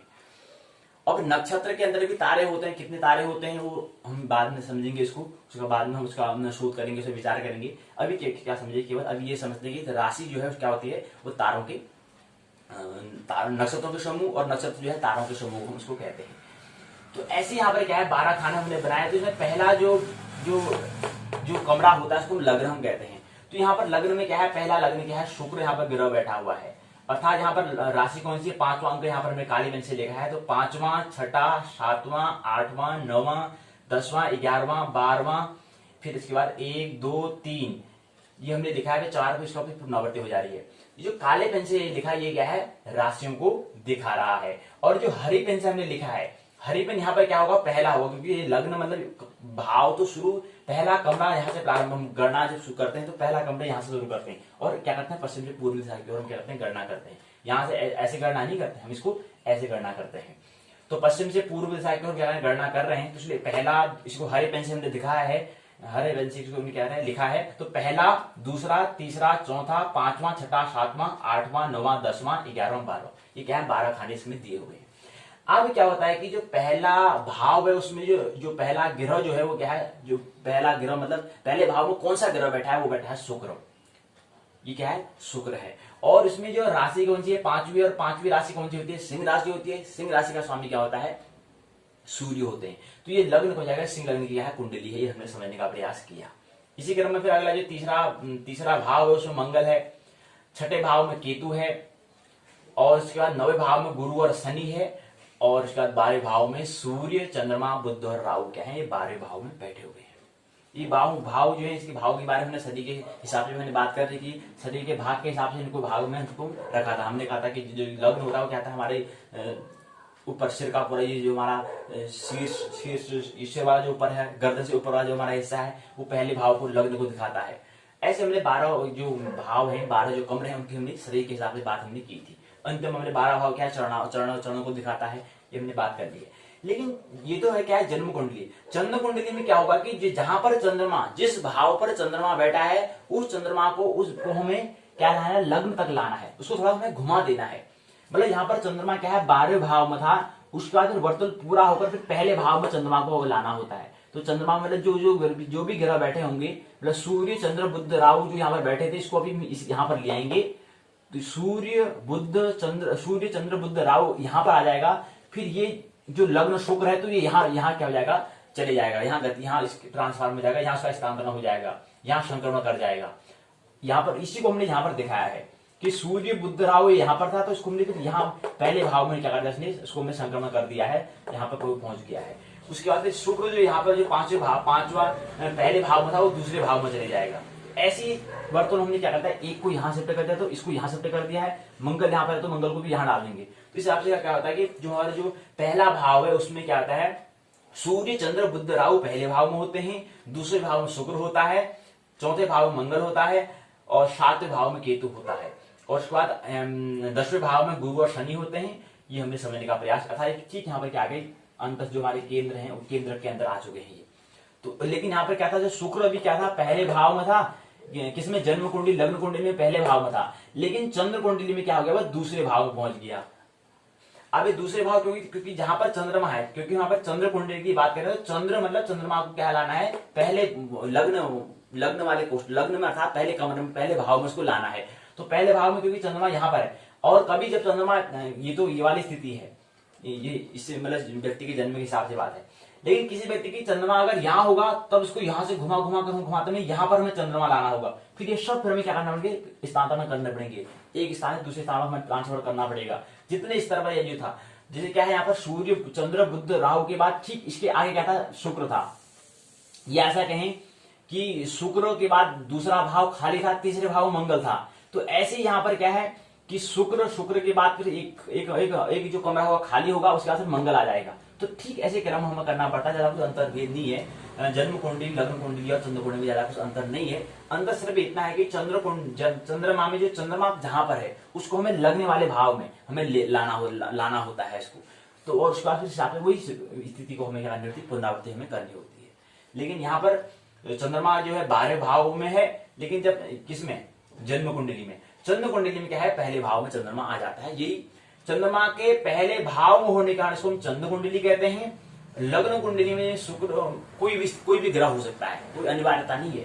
चंद्र कुंडली में चंद्रमा में पहले भाव में होना चाहिए, ये नियम कहलाता है। और जन्म कुंडली, लग्न कुंडली में ऐसा कोई निर्भर नहीं, जिसमें जन्म ले रहा था उसमें जो ग्रह बैठा था, उस स्थिति को हम जन्म कुंडली या लग्न कुंडली कहते हैं। चंद्र कुंडली में पहले भाव में चंद्रमा होना चाहिए, तो वह चंद्र कुंडली कहलाता है। और हमने प्रसारण कहा है बीजेपी स्वाध्याय, प्रस्तुति बीजेपी संस्था द्वारा, प्रस्तुतकर्ता ज्योतिर्मय।